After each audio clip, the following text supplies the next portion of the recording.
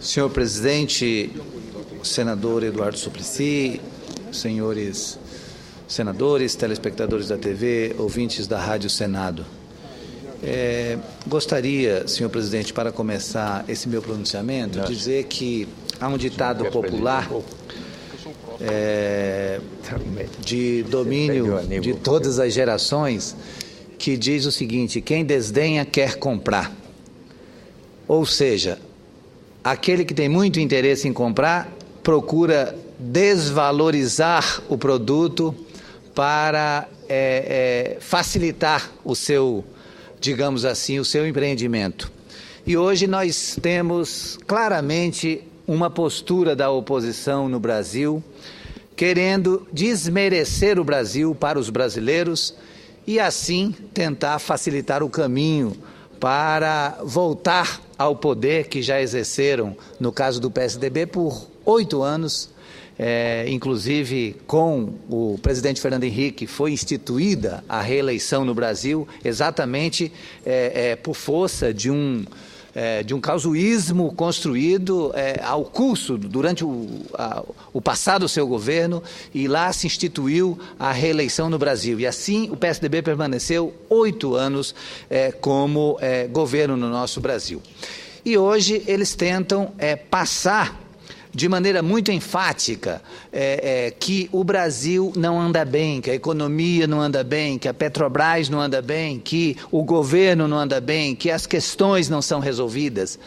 No entanto, o que nós temos ao ouvir, ao sentir o pulsar do povo brasileiro é algo que é frontalmente contrário ao que discursa as lideranças do PSDB nesta casa, também na Câmara, e tenta a todo custo colocar a população em confronto direto com o nosso governo da presidenta Dilma, assim como fizeram com o presidente Lula. Tentam passar que a Petrobras está à beira da falência. Petrobras não está à beira da falência. Petrobras fez um negócio de mercado na aquisição da refinaria de Pasadena, no México, mas diante das regras de mercado, diante das circunstâncias, diante de um plano estratégico desenhado, inclusive a partir de 2009, durante o governo do PSDB, durante a direção sob, digamos assim, a orientação do PSDB, foi ali que se estabeleceu a estratégia de se expandir no mercado americano. E foi dali que se começou os estudos para a aquisição da refinaria de Pasadena. E vale ressaltar que os preços praticados foram os estudados naquele momento e que permitiu essa aquisição. E depois disso, é claro que nós tivemos uma crise internacional, teve uma mudança no perfil desse mercado, e muitas petrolíferas do mundo sofreram as consequências. E a Petrobras, igualmente, como uma empresa que estava no mercado, sofreu as consequências. Mas qual é o fato que nós temos como pano de fundo e como questão central? A questão central é que a Petrobras continua sendo uma empresa superavitária, continua sendo uma empresa forte, e apesar de todos os sacrifícios a que a nossa Petrobras tem sido submetida, ela é uma empresa que está entre as 5 melhores do mundo das empresas petrolíferas, e ela continua dando total suporte ao nosso governo brasileiro. A Petrobras ela tem arcado com sacrifícios equivalentes ao seu tamanho no país. Há 2 anos a Petrobras vende gasolina e diesel por um preço 20% inferior ao que paga no mercado mundial. Isso para promover o bem-estar comum, para garantir acesso às pessoas a esse produto. Tudo indica que a cota de contribuição para mitigar as pressões inflacionárias decorrentes do choque externo e intempéries climáticas tenha chegado ao limite. Mas não impediu que a Petrobras fechasse 2013 como a petroleira que mais investe no mundo, mais de 40 bilhões de dólares ano, o dobro da média mundial do setor. Ademais, ela é a campeã mundial no decisivo quesito da prospecção de novas reservas. Os números retrucam o jogral do Brasil que não deu certo. O pré-sal já produz hoje 405 mil barris dia. Em 4 anos, a Petrobras estará extraindo 1 milhão de barris ao dia só da bacia de Campos, do pré-sal. Até 2017, ela vai investir 237 bilhões, 62% em exploração de produção e produção. Em 2020, serão 2,1 milhões de barris dia. Em 2020, nós estamos falando daqui a 6 anos. Praticamente dobrando para 4 milhões de barris dia a produção brasileira atual. O conjunto explica o interesse dos investidores pela petroleira verde-amarela, que está assentada sobre uma poupança bruta formada de 50 bilhões de barris do pré-sal. Mas pode ser o dobro disso. Os investidores sabem do que se trata e com que estão falando. Há 2 semanas, ao captar 8,5 bilhões de dólares no mercado internacional, a Petrobras obteve a oferta de recursos em volume quase 3 vezes superior à sua demanda. O marco regulador do pré-sal, aprovado com a oposição de quem agora agita a bandeira da defesa da estatal, instituiu o regime de partilha e internalizou o comando de todo o processo tecnológico, logístico, industrial, comercial e financeiro da exploração dessa riqueza. Todos os contratos assinados nesse âmbito passam a incluir cláusula obrigatória de conteúdo nacional nas compras da ordem de 50% a 60%, pelo menos. Esse é o ponto de mutação da riqueza do fundo do mar em prosperidade. Essa é a nossa Petrobras, uma empresa que tem toda a estrutura para continuar contribuindo com o Brasil, e exatamente por isso, senador Suplicy, é que não vejo motivo algum para assinar e nem propalar CPI de Petrobras. Pelo contrário, se tem questões que estão sendo investigadas pelo Judiciário ou pela Polícia Federal, que o façam, sem problema, mas nós temos que saber que essa empresa, ela precisa da proteção de todos os brasileiros, e tenho certeza que o governo da presidenta Dilma saberá se conduzir convenientemente, com sabedoria, na defesa desse patrimônio nacional que é a nossa Petrobras. E certamente tanto os mercadistas quanto a oposição sedenta de volta ao poder vai ficar tentando desmerecer a Petrobras, bem ao ritmo daquele adágio popular de que quem desdenha quer comprar. Ou seja, quer passar a ideia de um governo enfraquecido, de uma estatal enfraquecida, mas na realidade nós estamos falando de um governo forte, de um governo que tem respeitabilidade, tem credibilidade junto à sociedade, e nós estamos falando de uma petroleira que está entre as 5 maiores do mundo e que não condiz com o discurso fácil da oposição. Ao mesmo tempo, senador Suplicy, os jornais de hoje trouxeram mais um ataque ao Brasil, querendo passar que a economia do Brasil não vai bem. Todos os jornais noticiaram a decisão da agência Standard Poor's, S&P, de alterar a classificação de risco no Brasil. E hoje o Ministério da Fazenda soltou uma nota de esclarecimento a respeito desse assunto, uma nota de responsabilidade do ministro Guido Mantega, que vale a pena a gente tornar pública, exatamente para que as pessoas, os cidadãos brasileiros, não se aflijam. Os cidadãos brasileiros não entrem em pânico, porque o Brasil está passando por dificuldades que todos os países passam, mas ele está absolutamente sob controle. A nota à imprensa do gabinete do ministro da Fazenda, através da sua assessoria de comunicação social, diz o seguinte: nota à imprensa sobre a decisão da S&P. A decisão da agência Standard & Poor's de alterar a classificação de risco do Brasil é inconsistente com as condições da economia brasileira. a mudança anunciada é contraditória com a solidez e os fundamentos do Brasil.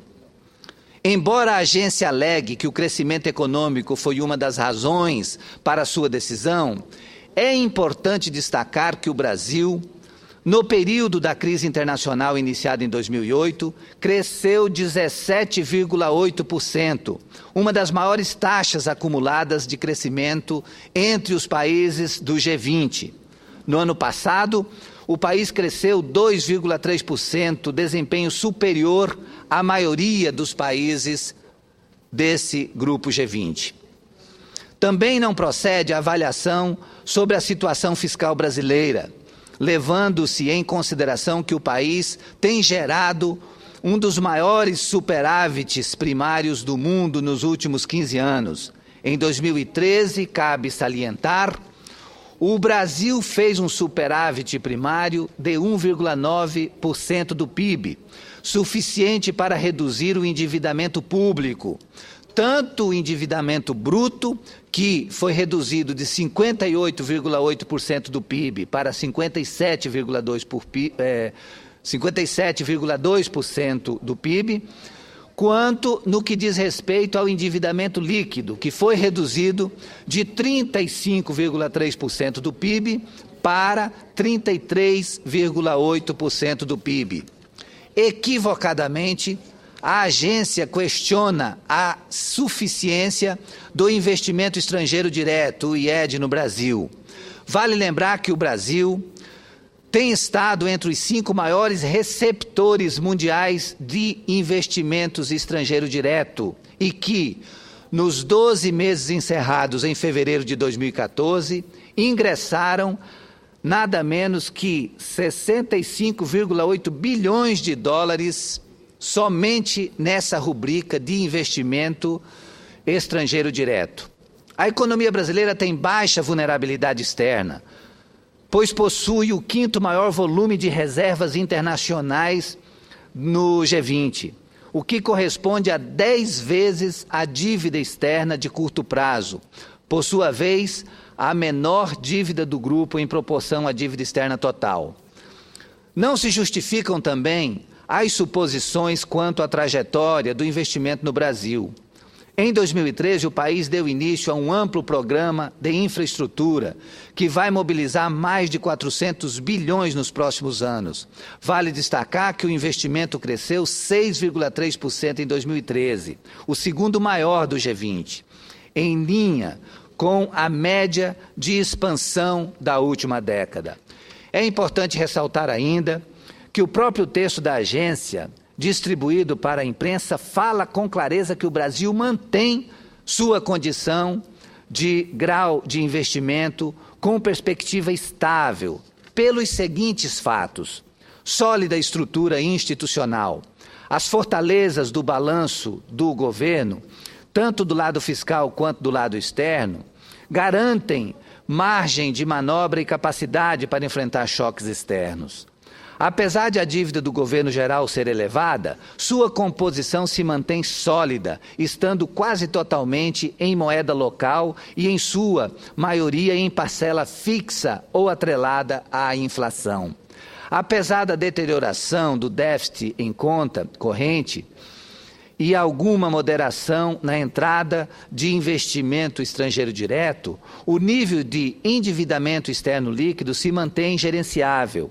Independentemente de quaisquer avaliações, reafirmamos nosso compromisso com o cumprimento da meta de superávit primário de 1,9% do PIB neste ano, com a continuação da consolidação fiscal neste e nos próximos anos, com a prioridade ao investimento e com a promoção do crescimento sustentável de longo prazo. Vale ressaltar, senhor presidente, que esses aspectos todos se somam ao fato de que o Brasil vive a sua melhor performance no que diz respeito à taxa de desemprego. Nós estamos com índices de praticamente pleno emprego, o que é fundamental para o ânimo da sociedade e principalmente para a demonstração da saúde econômica do país. Portanto, nós estamos diante de um quadro de absoluta estabilidade, de absoluto controle e que nós temos que dialogar com tranquilidade com a sociedade no sentido de que o Brasil está sendo muito bem conduzido do ponto de vista da política e também da economia. E, nesse sentido, a presidenta Dilma está completamente de parabéns. Sim, senhor senador Suplicy. Registrar a presença entre nós do ministro Garibaldi Alves, ministro da Previdência. Seja bem-vindo, ministro Garibaldi Alves, aqui à sua casa, uma vez que Vossa Excelência, inclusive, é também senador que representa o Rio Grande do Norte e cumprimentos pelo seu trabalho à frente da pasta da Previdência Social. Tem a palavra novamente. Senhor presidente, senador. eu queria aproveitar a oportunidade da breve interrupção para também registrar a presença do prefeito de Petrolina. Muito bem. Amigo do prefeito de Juazeiro, da Bahia. Seja bem-vindo. Petrolina e Juazeiro, você sabe que são juntas. E Nazaré da Mata, aqui entre nós. Maracatu. São pernambucanos, mas irmãos do Ceará. Sejam bem-vindos. Nós gostamos Petrolina e Juazeiro estão presentes, então. Nós gostamos de Juazeiro, Vindos do mas Ceará. adoramos Petrolina. Do Ceará, muito bem.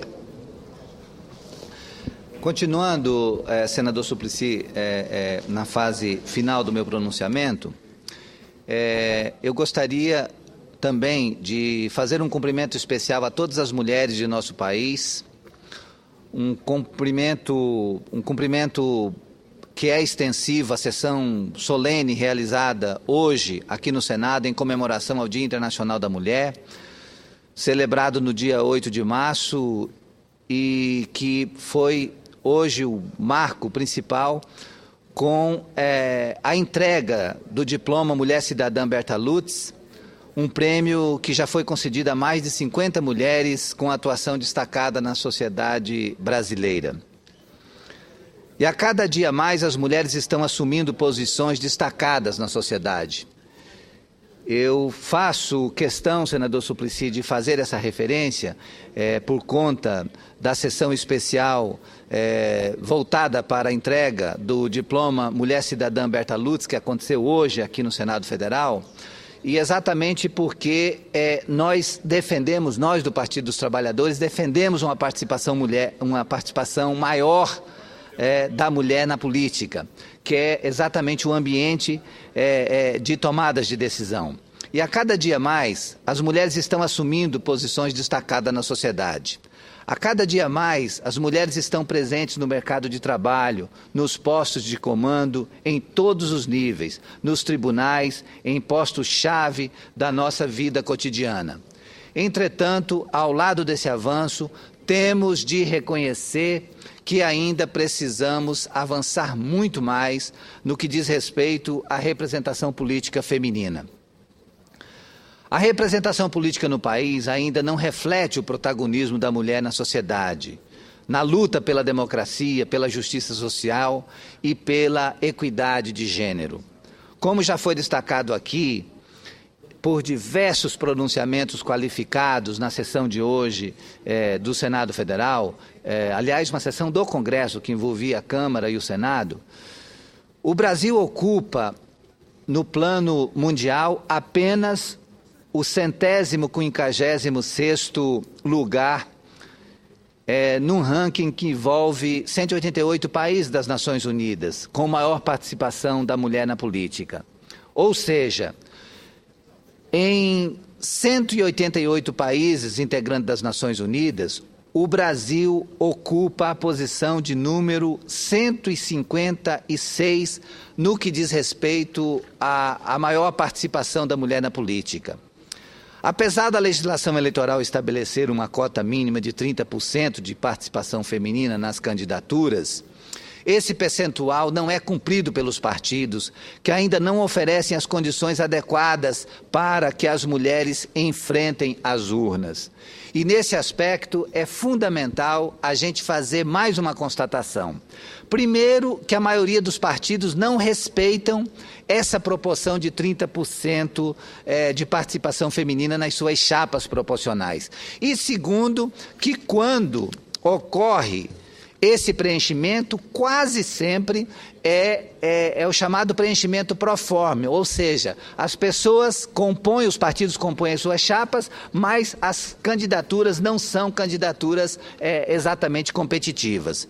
Dados apontam que menos de 10% das prefeituras são dirigidas por mulheres. Nas câmaras de vereadores, esse percentual não ultrapassa 12%.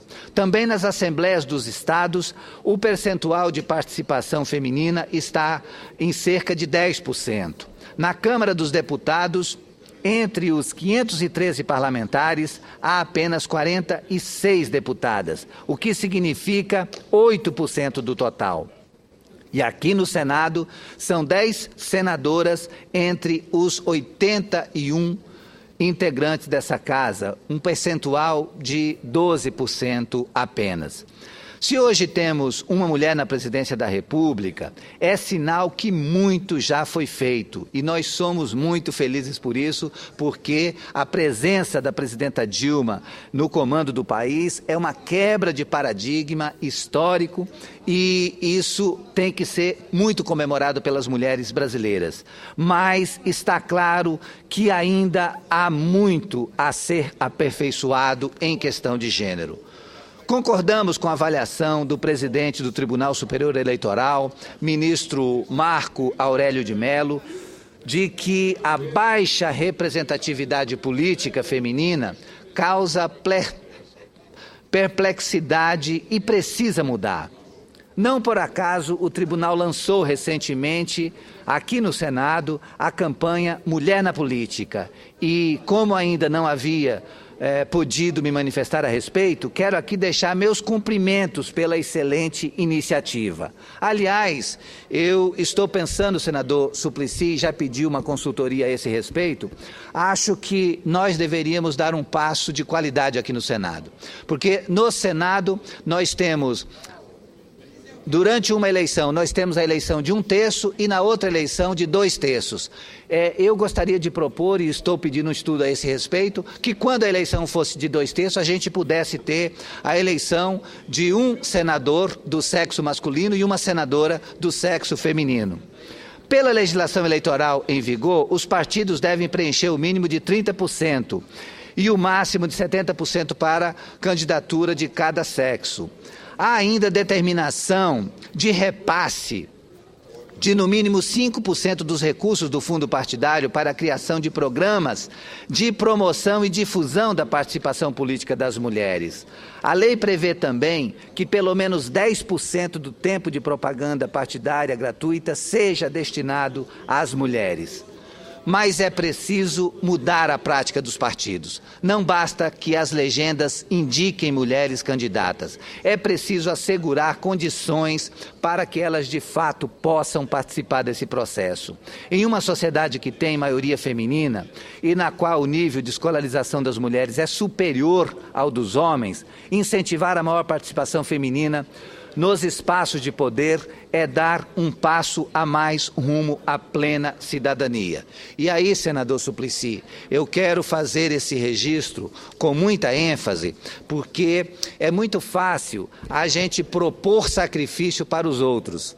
É muito fácil a gente propor mudanças de comportamento, mas a gente não fazer a nossa parte, a gente não dar o exemplo. Então eu estou fazendo esse pronunciamento aqui com muita tranquilidade, porque lá no estado do Acre, senador Suplicy, senador Humberto, nós temos o governo do estado do Partido dos Trabalhadores e temos a prefeitura da capital do Partido dos Trabalhadores. Portanto, nós tínhamos todas as condições de construir a reeleição para o Senado sem maiores percalços, porque nós tínhamos e continuamos tendo o maior exército de fazedores de campanha. No entanto, senador Suplicy, senador Humberto, o Partido dos Trabalhadores conscientemente chegou à decisão de que nós, para fortalecermos a nossa aliança da Frente Popular no estado do Acre, deveríamos apoiar a candidatura da deputada Perpétua Almeida do PCdoB ao Senado da República, no meu lugar. E eu quero dizer que faço isso com muito orgulho, porque isso bate exatamente com tudo o que discutimos aqui naquela proposição inicial nossa do Partido dos Trabalhadores de defender maior participação da mulher nas chapas proporcionais. Nós, inclusive, defendemos no Partido dos Trabalhadores que para a Câmara do Deputado, para a Câmara de Vereadores e para as Assembleias Legislativas, nós tenhamos listas pré-ordenadas com alternância de gênero. Essa é uma posição que o Partido dos Trabalhadores defende, exatamente porque nós queremos criar condições para que haja, de fato, maior participação da mulher na política. Então eu termino esse meu pronunciamento exatamente na data de hoje, em que nós realizamos a sessão solene de entrega do diploma Mulher Cidadã Berta Lutz, e dizer que, nessa data, eu anuncio aqui novamente ao Senado que nós, do Partido dos Trabalhadores do Acre, estamos abrindo espaço para que, dos 3 senadores do Acre, uma senadora seja mulher, e nós vamos estar na torcida com total empenho para que a companheira deputada Perpétua Almeida, do PCdoB, seja a nossa senadora a partir de fevereiro de 2015, mostrando que nós, nessa gestão compartilhada e nessa busca de uma aliança forte, a gente possa também garantir uma boa vitória para a presidenta Dilma, lá no estado do Acre, e a reeleição do nosso governador Tião Viana, para dar continuidade a esse projeto que tem feito tanto bem ao povo do Acre e se torna o exemplo mais longevo de gestão do Partido dos Trabalhadores no Brasil. Era o que tinha a dizer, senhor presidente, muito obrigado.